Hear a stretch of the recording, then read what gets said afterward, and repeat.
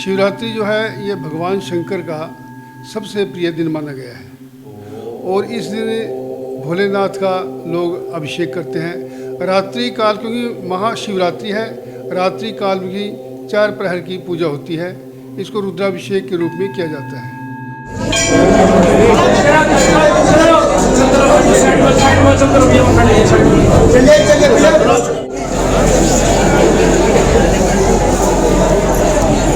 जो आम दिनों में हम पूजा करते हैं उससे करोड़ों गुना फल यहाँ शिवरात्रि को प्राप्त होता है, क्योंकि ईशान संहिता में ऐसा लिखा गया है कि आज के दिन भगवान शंकर करोड़ों सूर्यों के समान तेज में आते हैं।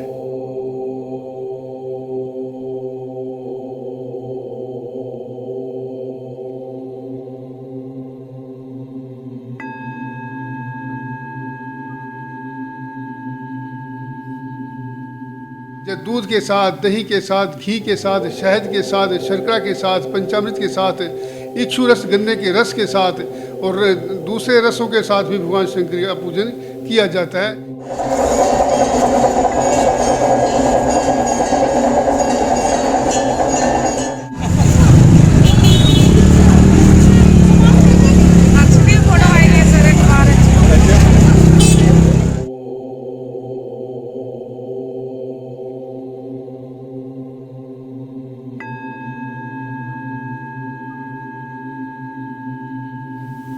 पुरातन समय में इस स्थान का नाम तपोवन था कि यहाँ पे ऋषि लोग तपस्या किया करते थे और जब वो तपस्या की भगवान शंकर में प्रसन्न हुए और यहाँ पे भगवान शंकर आए और कहते हैं शास्त्र वामन पुराण लिखा है कि वह मलंग रूप में आए थे। जब उन्होंने देखा तो भगवान शंकर उनसे प्रसन्न हुए। उन्होंने कहा कि आप वर मांगे, क्या वर चाहिए।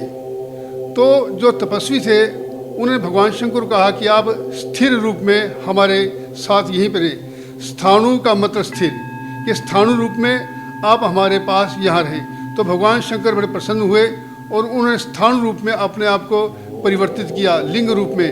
कहते हैं कि आदि काल में शिवलिंग की जो प्रचलन हुआ, पूजा प्रारंभ हुई, इस महादेव मंदिर से ही प्रारंभ हुई है।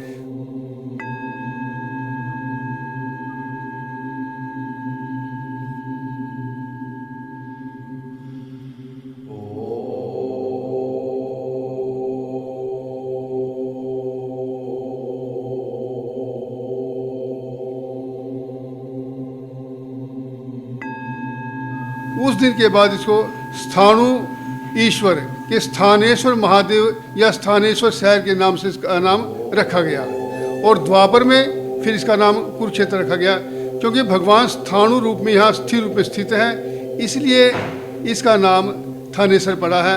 और कहते हैं वामन पुराण में कि जो कोई भी यहाँ पे तीर्थ यात्रा के लिए कुरुक्षेत्र में आता है, अगर वह भगवान शंकर स्थाणु महादेव के दर्शन नहीं करता है तो उसकी धार्मिक यात्रा निष्फल मानी जाती है, किसी प्रकार के पुण्य उसको प्राप्त नहीं होता है। यह शास्त्रों में बिल्कुल लिखा हुआ है।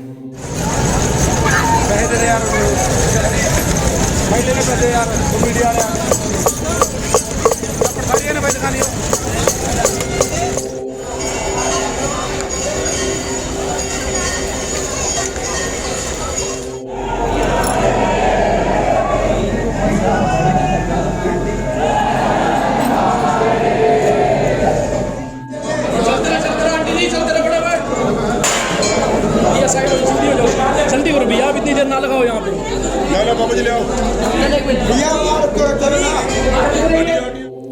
और ऐसा शास्त्रों में लिखा हुआ है कि कोई भी यहाँ पे कार्य किया जाता है, सबसे पहले भगवान शंकर का पूजन किया जाता है।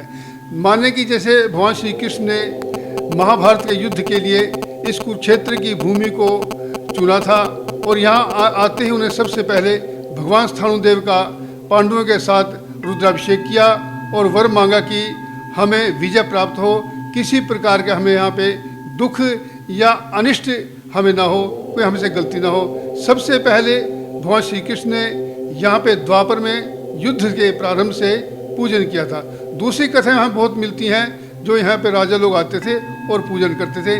जैसे हर्षवर्धन की राजधानी यहाँ पे थी, तो हर्षवर्धन की पत्नी प्रतिदिन यहाँ पे आती थी और स्नान करने के बाद यहाँ पे अभिषेक करती थी, ऐसा शास्त्रों में लिखा गया है।